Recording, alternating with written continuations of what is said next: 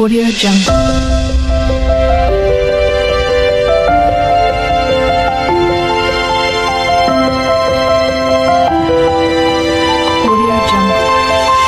সুপ্রিয় শিক্ষার্থীরা, তোমাদের সকলকে আজকের এই ভিডিওতে সুস্বাগতম জানাচ্ছি।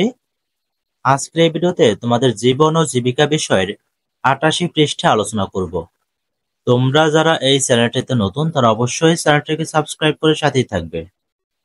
দলগত কাজ আলোচনার মাধ্যমে ছকে উল্লিখিত আর্থিক পরিস্থিতি পর্যালোচনা করে পরামর্শ দাও। ছক ৫.২ আর্থিক পরিস্থিতি বিবেচনা এবং পরামর্শ প্রদান।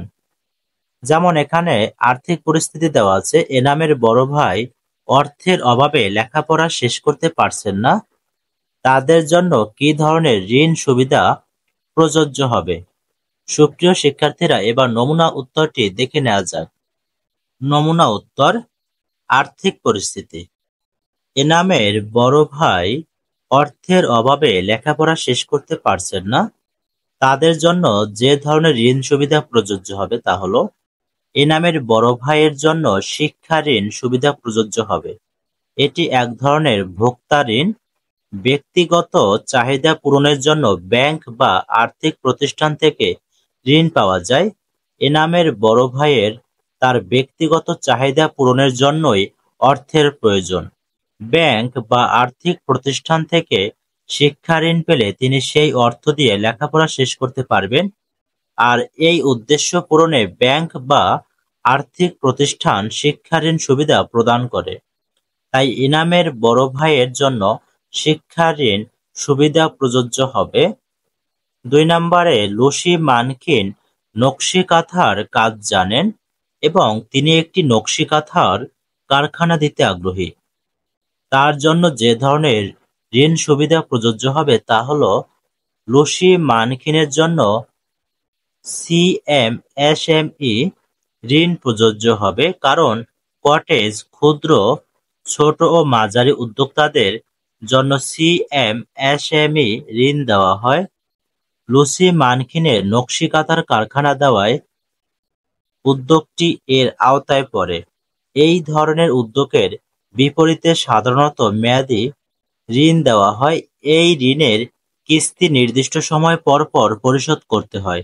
তাই লুসি মানকিনের মতো ক্ষুদ্র উদ্যোক্তার কারখানা দেওয়ার জন্য সিএমএসএমই ঋণ উপযুক্ত হবে।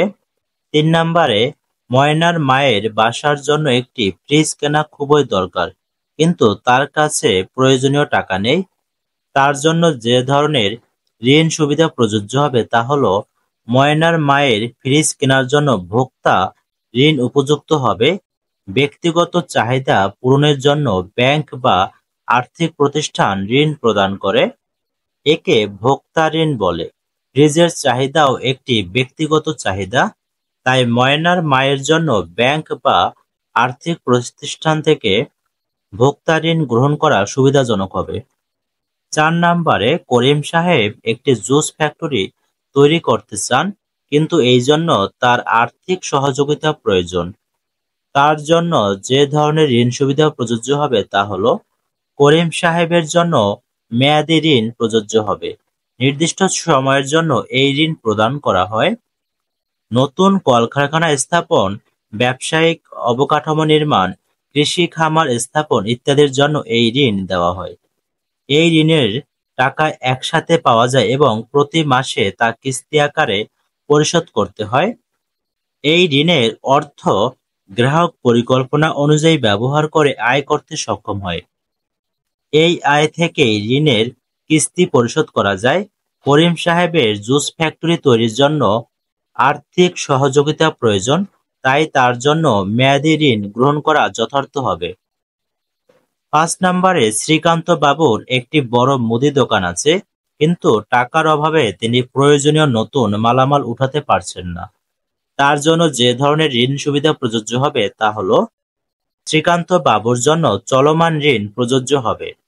সাধারণ ব্যবসায়ীদের অর্থাৎ দোকানদার, কারখানার মালিক ইত্যাদি এ ধরনের ঋণ সুবিধা দেওয়া হয়।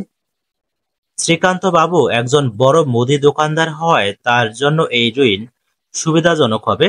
তিনি মালামাল কেনার জন্য বছরের যেকোনো সময় তার ঋণ সীমা পর্যন্ত ঋণ উত্তোলন ও পরিশোধ করতে পারেন। এই ঋণ 1 বছরের জন্য দেওয়া হয়। 1 বছর শেষ হলে তিনি ঋণটি নবায়ন করে আবার ঋণ সুবিধা পেতে পারেন। এভাবে তিনি তার প্রতিদিনের ব্যবসায়িক চাহিদা পূরণ করতে পারেন। তাই শ্রীকান্ত বাবুর জন্য চলমান ঋণ নেওয়া উপযুক্ত হবে। সুপ্রিয় শিক্ষার্থীরা, আজকের ভিডিওটি এই পর্যন্তই। তোমাদের যদি ভিডিওটি ভালো লাগে তো অবশ্যই চ্যানেলটিকে সাবস্ক্রাইব করে সাথেই থাকবে।